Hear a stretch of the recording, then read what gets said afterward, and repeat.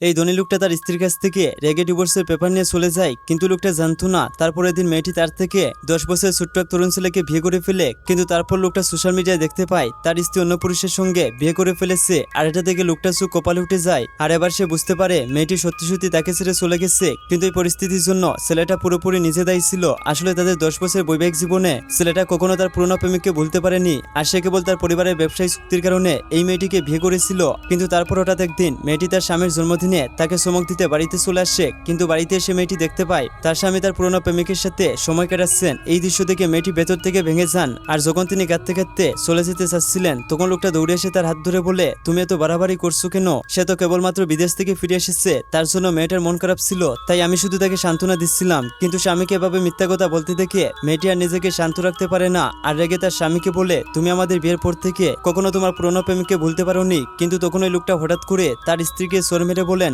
আমি কখনো তোমাকে আমার পুরনো প্রেমিকের সম্পর্কে কিছু বলতে দিব না। কিন্তু তখন ওই মেয়েটার চোখ খুলে যায়, আর সে তৎক্ষণাৎ তার থেকে ডিভোর্সের সিদ্ধান্ত নিয়ে ফেলে। কিন্তু লোকটা মনে করে সে কোথায় যাবে, এমনিতেই কয়েকদিন পর আবার ফিরে আসবে, তাই তার একসাথে গিয়ে ডিভোর্সের ব্যাপারে সই করে ফেলে। তারপর লোকটা মেয়েটিকে অপমান করে সেখান থেকে চলে যান। আর এখন মেয়েটি তার স্বামীর উপর থেকে সম্পূর্ণ বিশ্বাস উঠে গিয়েছিল। কিন্তু তারপর হঠাৎ সেখানে বৃষ্টি চলে আসে এবং মেয়েটি একা নির্জন রাতে রাস্তায় বসে নিজের কষ্ট কমানোর জন্য অঝরে কান্না করতে থাকে। আর তখনই সেখানে হঠাৎ একটা ছেলে মেয়েটিকে সান্ত্বনা দেওয়ার জন্য ছাতা নিয়ে চলে আসে। আসলে একটা সময় এই ছেলেটা মেয়েটির কোম্পানিতে চাকরি করত, কিন্তু কোম্পানিতে সবাই থেকে বোকাঝোকা করত, কিন্তু সেই সময় মেয়েটি তাকে সবার থেকে রক্ষা করত। এবার তো ভিডিওতে লাইক করো।